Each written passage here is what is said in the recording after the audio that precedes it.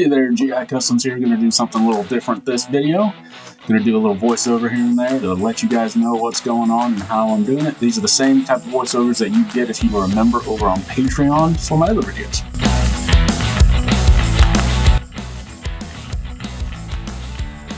So obviously this is going to be a custom paint of Law & Order. I've always wanted to do some different versions of him. I've got quite a few of them sitting around here, ordered some extras so that I can make different ones. This one's going to be one that'll fit in with the new police officer that'll be coming out here soon.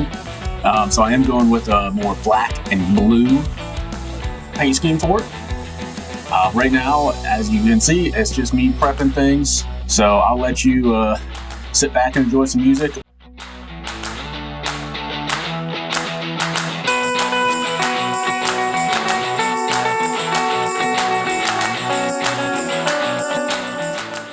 I know this is going to freak some people out, me cutting through things. However, instead of boiling and popping sockets out and all kinds of different things, what I usually do to save some time and just make it a little easier on myself is I cut through some different areas on these, some of the soft goods, so that I can actually get them off easier.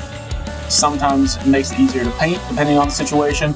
But then also, when I put it back on, I just use super glue to put them back in place, and I've never had an issue with that yet. One of the things that I think a lot of people have done, which I'm starting right here, is actually open up the vest on this guy, so I take a little extra time because the original figure did not have a closed vest, even though I think realistically, police officers would not have an open vest, but I'm going to go ahead and leave this one a little open anyway, so it's a perfect opportunity to not only get it off that way, but make a nice crisp cut to be able to leave it open when the final product.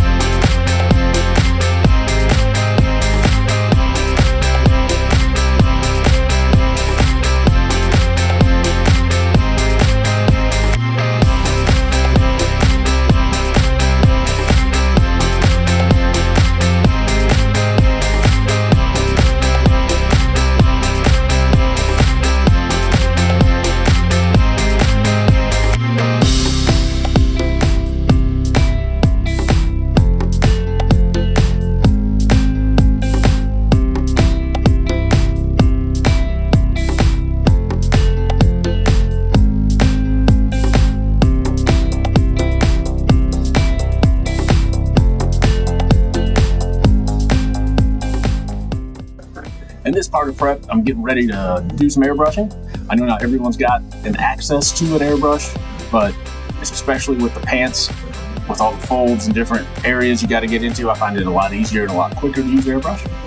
One thing you'll notice here, I don't know if anyone else uses this, but I have little magnet clips, so those little alligator clips on magnets. I use wrenches to hold them down. Just some extra ones I had sitting around. They do a good job of holding them in line.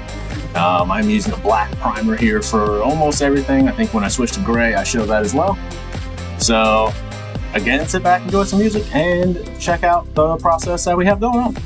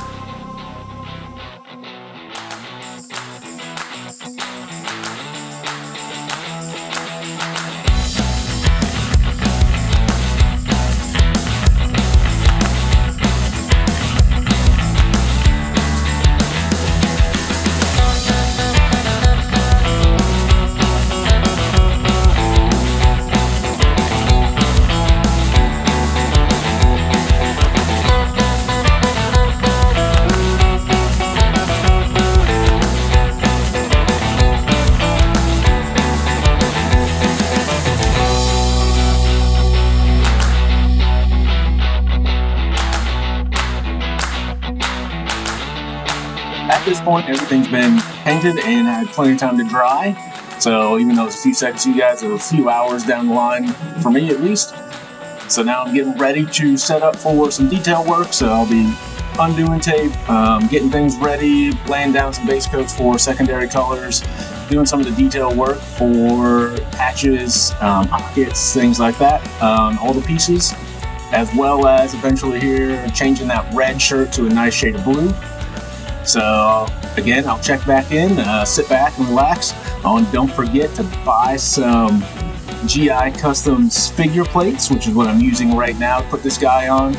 I moved the pegs out a little bit so it gives them a nice power stance, but it's also really good for customizing because you can leave them on there and still be able to get into the inside of the legs and around areas that some of the other ones put your legs a little too close to get into properly. So don't forget to check those out and pick some up for you.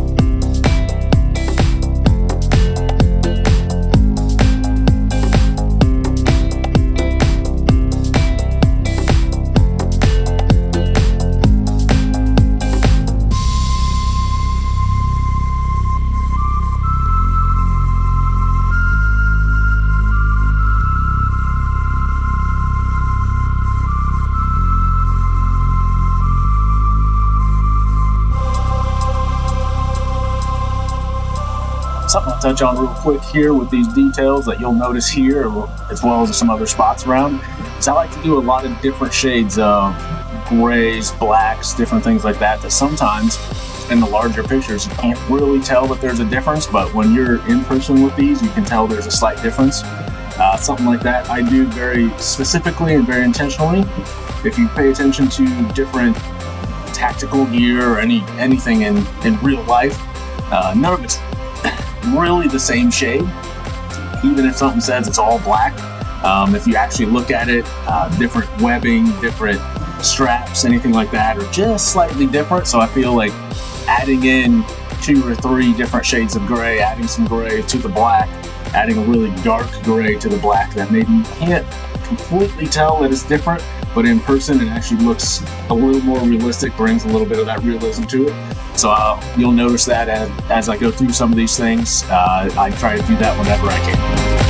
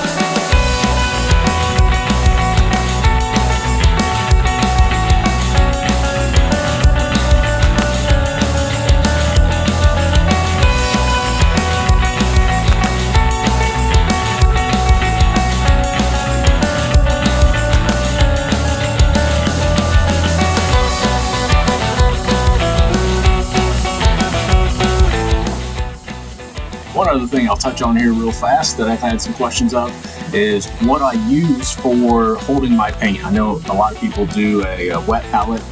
I've tried those. I have a couple of them. They're not my favorite for whatever reason.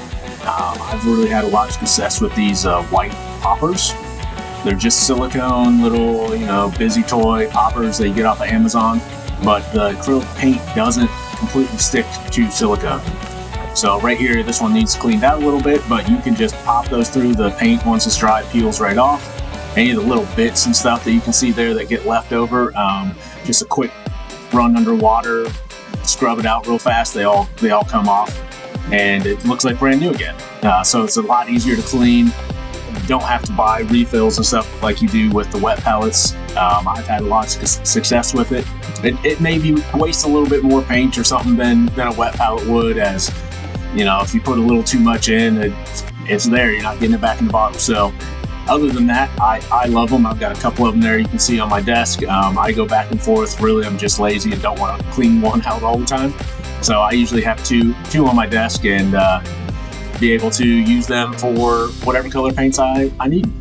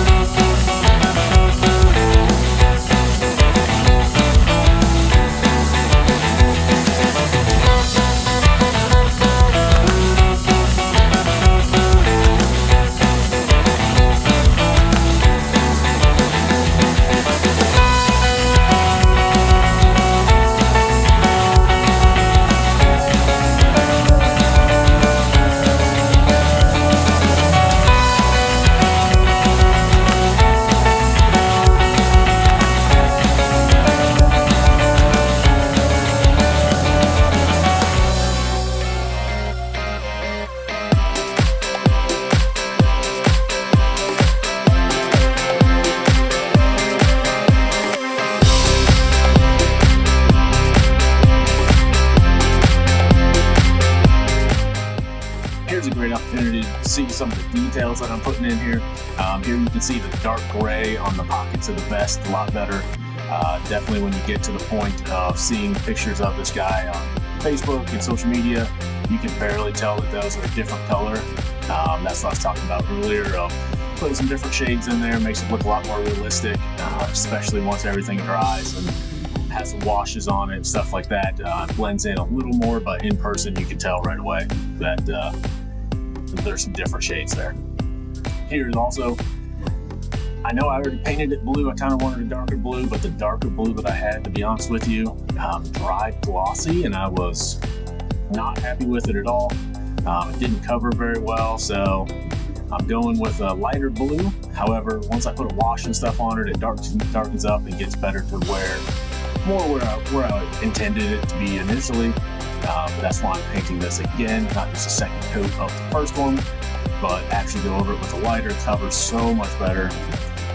Barely have to touch it up after this, but that gloss, man, I don't know what's wrong with that one bottle of paint. It seems to be extra gloss, even though it doesn't say gloss on it anywhere. So fun times, get to do it again, but definitely turns out better in the long run. You'll see it on the final product.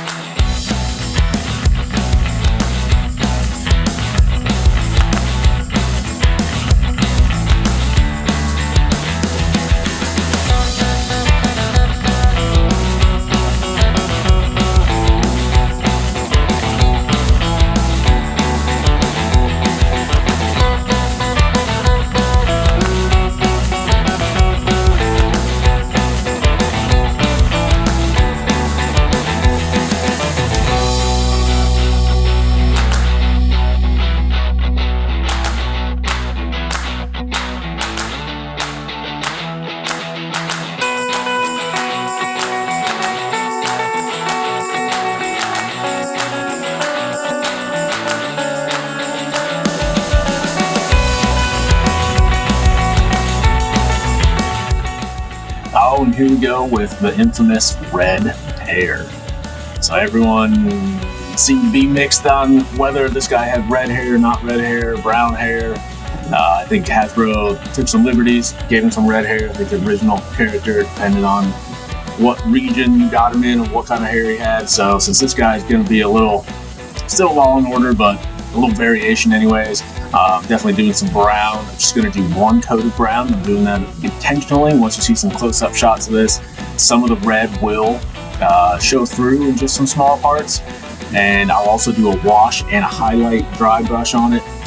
Same thing, normal hair in reality has a bunch of different colors that kind of mix together. I think it looks a lot more realistic when the hair isn't a solid color, so leaving a little bit of the red show through, adding some dark with the wash, and then adding some light with the highlights. I think it makes it look a lot more realistic of hair as far as a small plastic head of hair can look.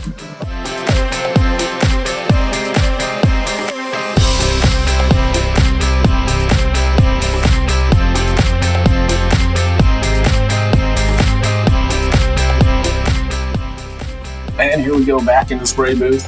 This one's going to be nice and quick and simple. This is just the flat coat of varnish on everything. Forget who it was that I heard is save your progress.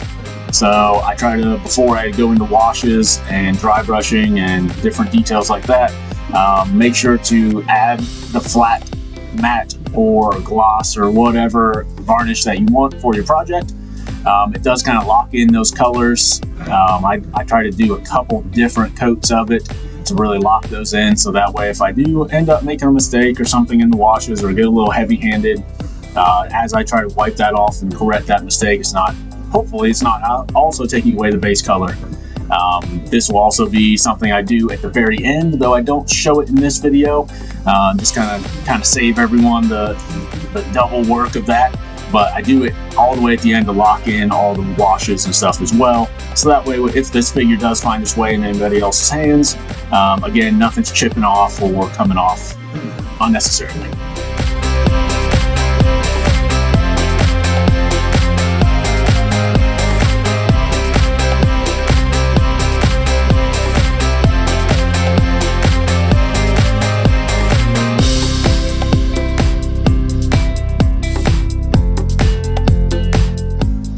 And here we go, everyone's favorite part, putting everything back together. So this is where we'll really be able to see how everything came out, how everything fits together, how the grays and blacks go together on the different patches. I did end up putting the one pocket on the wrong leg, realizing that the holster needs to go on a certain side. Again, I don't do it right here, but I do end up gluing that belt back in the back, so it's all one piece again. It stays in place like it's supposed to. So sit back and enjoy the last few assembly moments here, and I really thank you for watching. Make sure to like and subscribe. All that really helps me as I start this channel. I just appreciate everyone that does watch and does like and subscribe. I really appreciate that. I'm trying to get this going. It's just me doing this, all the 3D printing, website stuff. It's just me doing all of it. So any little bit helps. I really appreciate it, and definitely leave me comments. Let me know if there's any questions you have, if something you didn't understand or something you think is I could do a better way. Definitely not saying this is the only way to do it or even the best way to do it. It's just the way I've kind of come to figure out the best way for me. Always up for learning. Hopefully this helps somebody customize their own character, or maybe just understand more about what goes into customizing one of these figures when you're looking at prices and different things online. All the different steps that maybe you're just not aware of, that you don't know happens or whatever because you've never done it before. So hopefully that helps somebody one way or another. Again, I appreciate it. Enjoy the rest of the video here, and I'll see you next time.